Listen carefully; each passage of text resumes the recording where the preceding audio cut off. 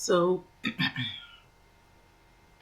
I thought this was pretty important because over the years that I've lived here in California, what I've noticed, and I don't know if any of you noticed this, but it seems like more cancer I've been seeing showing up in people a lot younger.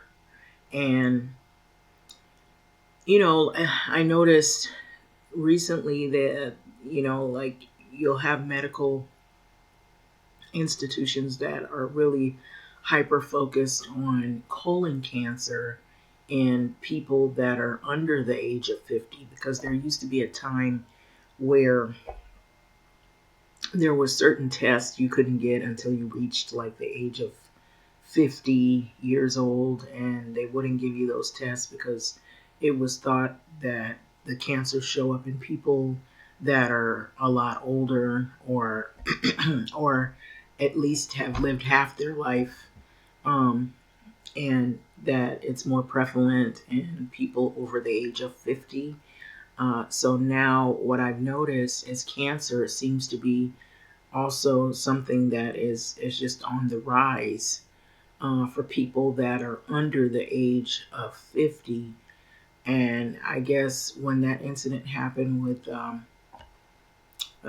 the actor for Black Panther, and several famous people that you've seen, Olivia Newton-John, different people who have battled with different forms of cancer, mind you.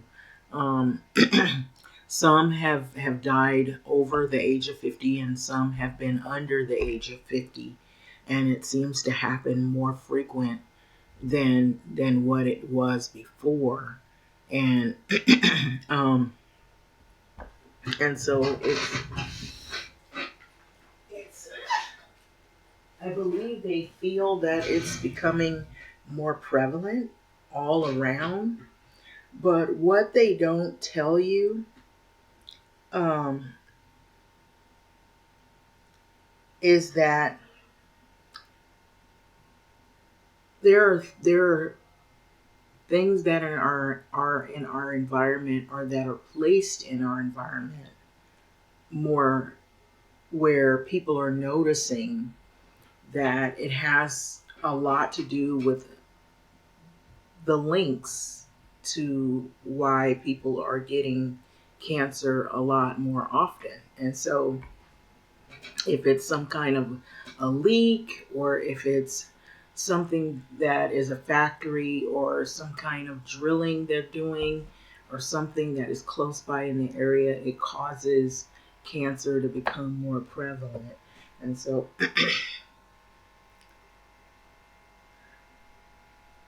that's what I've noticed, um, recent. So a chemical that is linked to the cancer,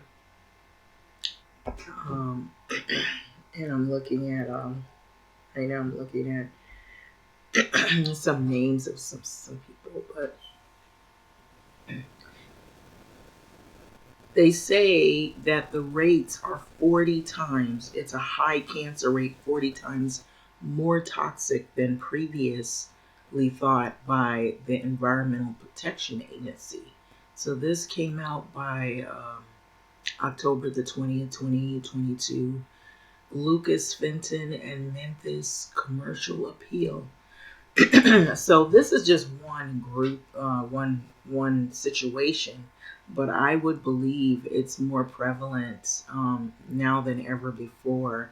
And had you ever thought of why certain areas are sectioned off, and they're doing a lot of drilling? What those chemicals, what the effects of that could be, if they have some kind of factory that you live close to, or a plant, what the effects of that could mean for the people that live close by. So there's been a lot of that has come out more recently in different places, and they tend to put it in areas around people who who are unsuspecting are their casualties, people who are low income, or they're people of color, or they're or the area they feel maybe nobody's gonna notice, and they're not gonna pay much attention because then of the neighborhood and demographics of people that live there, they think that nobody's really focused about their surroundings as much, and they're not as proactive. So they tend to put those plants and those factories that are toxic near where people live locally in those type of areas. So, and it's ethylene oxide. It's a chemical medical officials say is linked to higher cancer rates, and it has been used to sterilize services or sterilization services of Tennessee since at least 1979.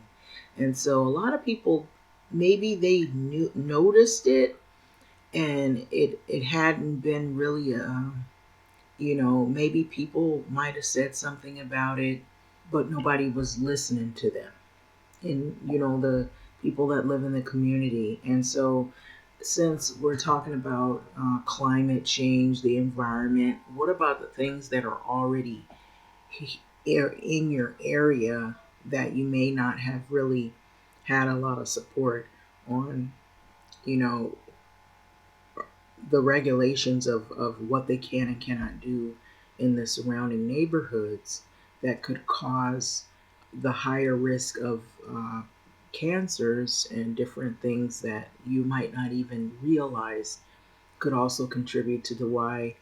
I noticed over the years there's a lot of more autism in children, a lot of kids coming with different allergies. Some kids allergic to everything, just about, and they rarely can eat certain things. This seems like it's escalated over a period of years, but it's more prevalent.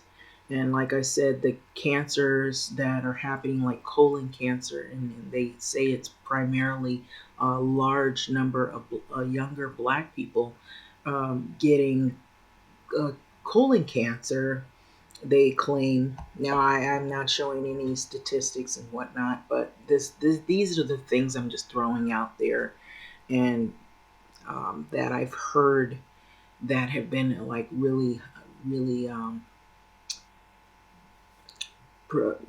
it seems like they've been prevalent topics when it comes to people getting sick and people of color. What are the things that they're looking at? Breast cancer. So Chadwick Boseman, when he died, I mean, nobody realized what he was going through. I mean, maybe his closest people that he was surrounded by, and then there were some that really still didn't know. I know he lost a great amount of weight closer towards the end, um, before he passed, and then when he died, and he was very young. Um, the reason why I'm mentioning him, because you're noticing that a lot of more younger people are coming down with this. So it says this, and here in Tennessee, it has been going on since 1979. So think of all the people that could have been affected by this.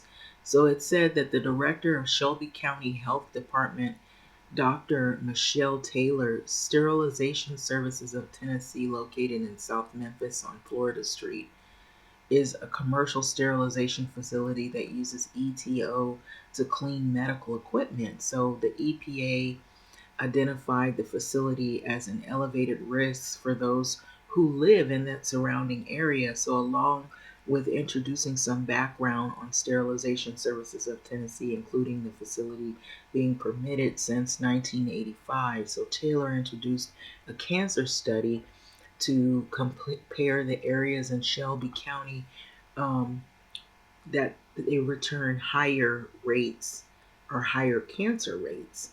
People living, I guess, in that area. So that's how they've linked it. So In 2013, a study came out by Dr. Gia Chandran, University of Memphis, same professor 2 months ago, released another study. Pearson said in a community meeting hosted by the EPA Tuesday evening that we don't need to wait. So you want qualitative research.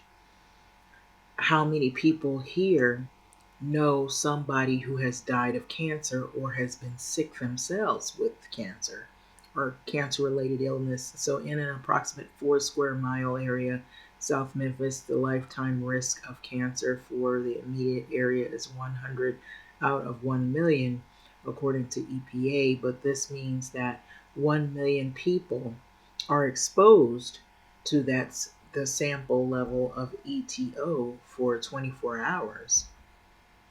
And this is 24 hours, I would believe, a day for 70 years. So 100 people are likely to develop cancer. So just having that is not good either. So Daniel Blackman from the EPA administrator, Region 4, spoke to Memphians during an informational session at Monumental Baptist Church on October 18, 2022 in Memphis. So those nearest to the facility face the lifetime cancer risk of 2,000 people out of 1 million. 1 million. So there's a lot of people that could come down with cancer, or they have a higher rate of people coming down with cancer that are living among these facilities. And so that's what it's saying. And so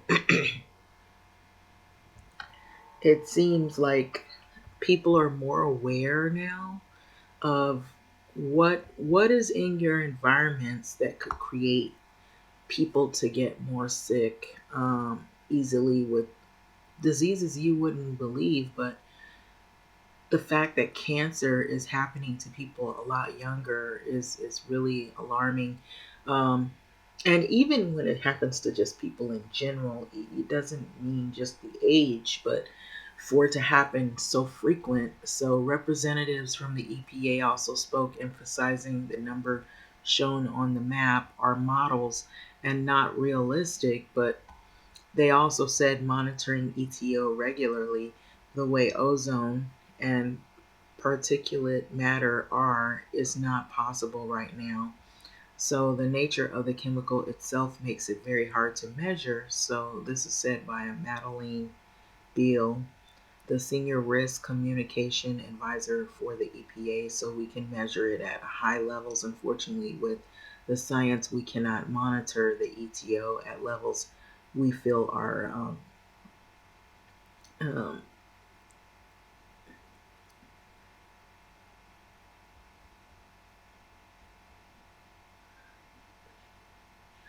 that they feel are safe. So the best that we can do is modeling, because it helps us understand that what we think the risk is. So the Environmental Protection Agency, which is better known in short abbreviation as the EPA, has monitored the regulated ETO for decades, with venting practices that are having regulations in 1994 as a way to limit the concentration of the chemical for the air surrounding a facility, with inhalation being the most common way for people to ingest ETO.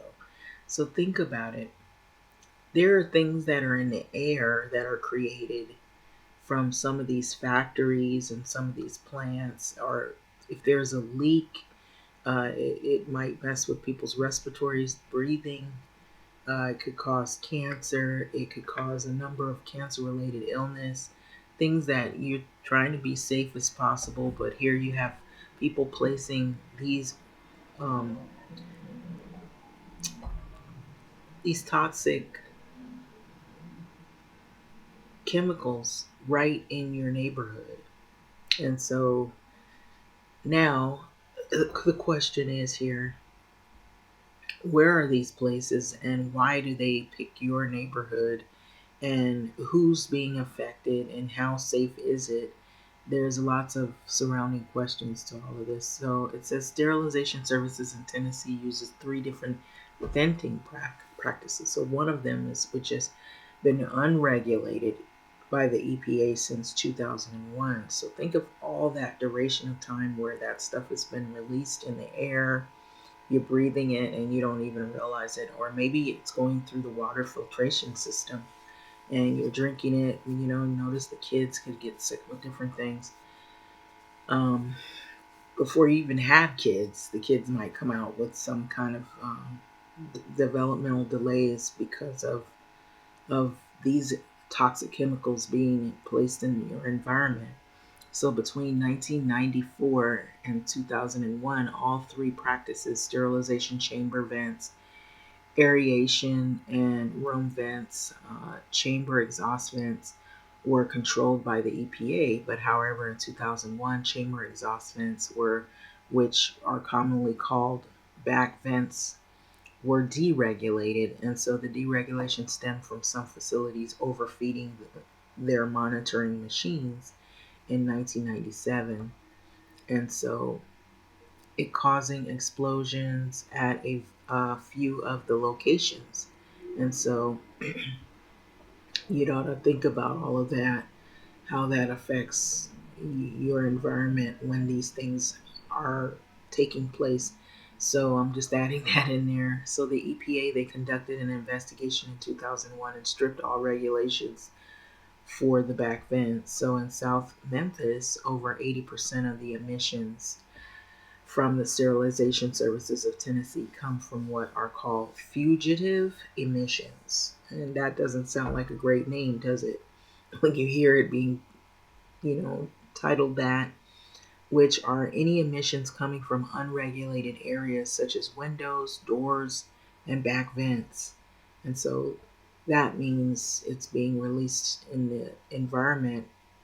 And it could also probably mean that this is how people are unsuspectingly exposed to these toxic chemicals. So the EPA newfound concerns comes from 2016 data where they say the chemical is about 40 times more toxic than previously thought.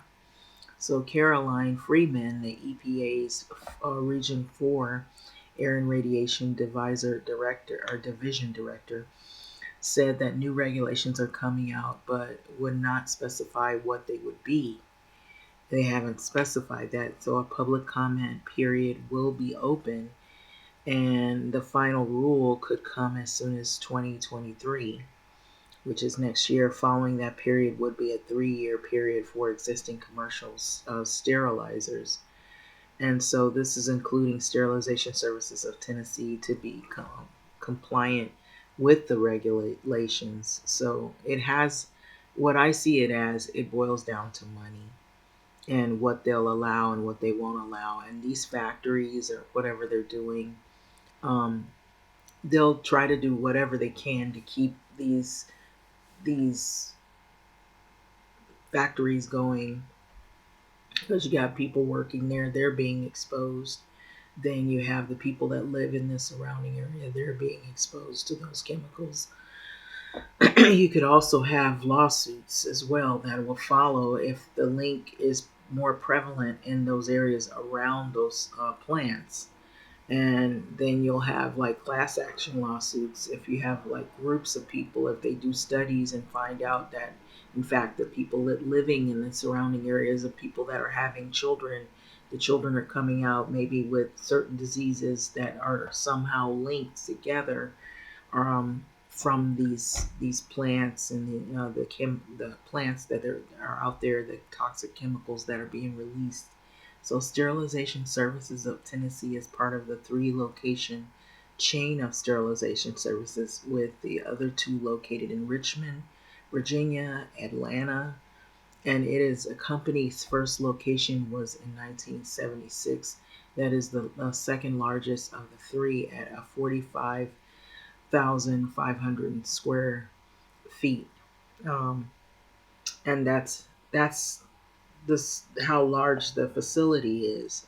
So just think of all of the chemicals that are around that area. And so this is just yet one study. Also, more recently, there were articles that came out about uh, uterine cancer in women that is linked to, in black women in particular, too, that is linked to hair relaxer. And so we know that, in order for some chemical to be placed in your hair to change the the texture of it, um, you have to use some type of chemical, and that is going into the pores of your skin in your scalp, and it's going straight into your head. And over the years, it's getting into your body, and it's affecting women. And how many women who've been affected by that, and so for them to come out with this, and some women have decided to not use those products and use alternative products and on their hair. They sell a lot of chemicals in these beauty supply shops that have like a lot of chemicals in it that could also be linked to cancer and different other diseases and things that you wouldn't think of. If you go to the 99-cent store, there's products that come from certain places that are cancer causing. You're using it, and they'll have like little small labels warning people, but people tend to not be able to see it because they're very small where you can't see those labels, those warning labels, that it could have some type of cancer or carcinogen type of product that was created from China. And people are just using all of these different things, not realizing, what's in them, like in the water. There are certain things that are put in the water to to clean it. What are those chemicals? What are those things that they're using to flush out the germs? And is it really cleaning the water? Is the water that we drink actually purified, or every now and then has certain things seeped into the water that has caused autism to be more prevalent? These are all things that I think are important in terms of environment as well. Things that are already here, that are placed in our environment, that we probably don't even really pay much attention to, and that could be affecting us. Or we might be buying it and putting it on ourselves, bathing in it, maybe eating it or drinking it, and we're not aware that these chemicals that are in these products are very, very real dangers to our health, and we're not afraid of it because we just look at the outward uh, of this product, saying that, oh, it cleans my teeth and it makes my teeth white, or it makes my hair straight, or I'm drinking this water, it feels refreshing. But how much of this water is clear, is really clean water, and not every now and then and again something like these chemicals we're hearing about that might leak out into the ocean. When they have oil spills, they talk about how it's killing the fish and killing the sea life. Well, isn't that some of the water that we eventually, it makes our way into our kitchens and our bathtubs, and it could possibly make its way into some of the water that we purchase, that we drink. I wonder, do they test the water enough to see if there's not a whole heavy amount of lead in it, because of the fact that they say don't eat a lot of fish because there's mercury in some of the fish if you overeat seafood, because the fish, they then eat whatever's in that ocean, if it's the garbage, the plastic bottles. And now what we have, like masks and gloves from COVID, and and then all this vaccine that people are taking, and then some people have mixed the vaccines, and now I'm hearing that COVID is now so out of control that vaccines don't even work. And now Ebola, which it's never been gone, these diseases, they have them in these little rooms just waiting to escape if they haven't already. And Ebola is coming back strong, where I'm hearing there's no vaccine for Ebola. And so if you get enough people to get that, people have to go to the restroom, and does the sewage have it, so much sewage of these diseases, do they come back really strong and in full force? And now that we had all this vaccine for COVID, have we strengthened COVID and made it worse? And so I'm bringing some stuff out. I know that would probably be on the minds of some of the people that are working on this and studying this stuff. But you see this guy here, who is he? Okay, you'd ask, who is he? Let's look and see who he is. I'm going to look underneath. It's someone, I believe, that was probably someone that maybe live in Memphis, and he was at a meeting, an informational session with the EPA at a Monumental Baptist Church. This was October the 18th, 2022, in Memphis, where they were asking questions about their environment. And so people are getting smarter and smarter with what is going on here, because we're hearing a lot of these things that are happening, all these changes in the environment. And so, why don't we focus on the things that have always been here that have made some people, a few people, wealthy, like the water companies? They say they're giving you fresh water, and they have all this packaged water, and you look at the different water now. I remember when water, you didn't have to do all of this. You didn't have to purchase water. Water was free. And now water is a hot commodity, and the packaging is what you're paying for, basically, and what they claim they've infused it with. Water is now fancy. They got fancy water, bubbly water. They got water that's flavored. They got water that has the alkaline water, and then the water that is the distilled water, and all that. The water that's dark water, but it's clear and fresh, and they sell you on all this stuff. But how much of that water is really not contaminated with any of the toxic chemicals that we're hearing about, that are just like lingering out there? That, how do we not know that some group of people who work for these factories don't dump things that they don't want, toxic chemicals, into the ocean, and then it gets to the sea life, and then it makes its way to human life. So I'm noticing that all of this is coming out in this year, since they had been talking about climate change.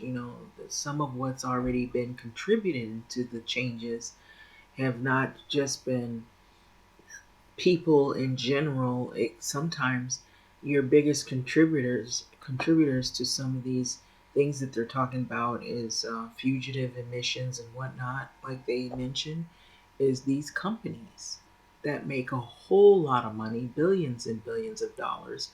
And so we've had people, they're stuck on attacking all these other issues, but where nobody's looking at the water companies and what's really fresh, what is really clean. You hear this stuff now about there's a water shortage.